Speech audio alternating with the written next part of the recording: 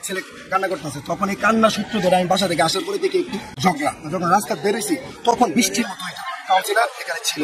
রাতে 3টা পর্যন্ত তারা একবারই লোড করছে ওইখানে, আরেক বাড়ি আমার ওইখানে দুইটা মুখের দোকান, এগুলো পাইছে আমার এক চাস্তো ভাই বেল না, ওর দোকানটা লুটপাট করে ছিন্ন ভিন্ন করে গেছে। কেন?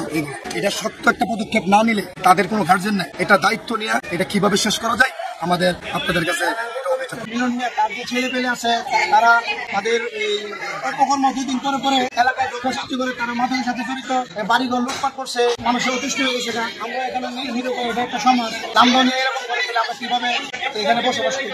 আমার ঘরে কি ছিল না, আমার ছেলে পেলে তারা বেশি আমি যেটা আমাদের ছেলে গেটে টানতেছে আর কোথাছে গরু কেটে সব বাড়া গরু কি আছে সবকিছু বার কর। তারপরে এই যে দালানা মাংসের গেটের মেয়েটা 4টা বছর সবজি সেটা আছে না, তাড়াতাড়ি হয়ে গেছে। আবার এই ছোটটা আমার বাড়ির সামনে যেটা আমার সামনে গেছে মহিলা বেলা দৌড়ায়া মনে করেন যে আরেক বাড়িতে নিয়ে রাখছে, অনেক দূরে আরেক বাড়িতে দালান করে ফলাইছে।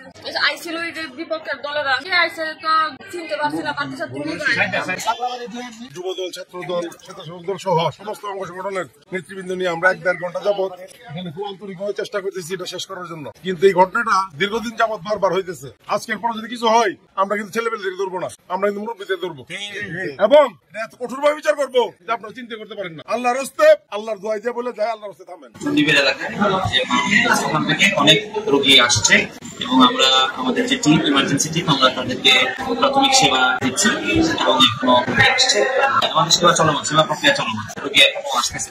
ফেরিঘাট সংলগ্ন বাংলা বাড়ি ও পশ্চিম পাড়া ব্যাপারী বাড়ি মধ্যে তুচ্ছ ঘটনাকে কেন্দ্র করে একটি মারামারি ঘটনা ঘটে এবং কিছু উশৃঙ্খল ছাত্র জনতা তারা ভাঙচুর করে এই ফটকেল ধরে এবং কিছু বাড়ি ভাঙচুর। সাথে সাথে আমরা খবর পেয়ে পুলিশ চলে আসে এবং সাথে সাথে আমাদের ভৈরব সেনা ক্যাম্পের সেনাবাহিনীও আসে। আসার পর আমরা যৌথ অভিযান করে এ পর্যন্ত কোনো জনকে গ্রেপ্তার করেছি।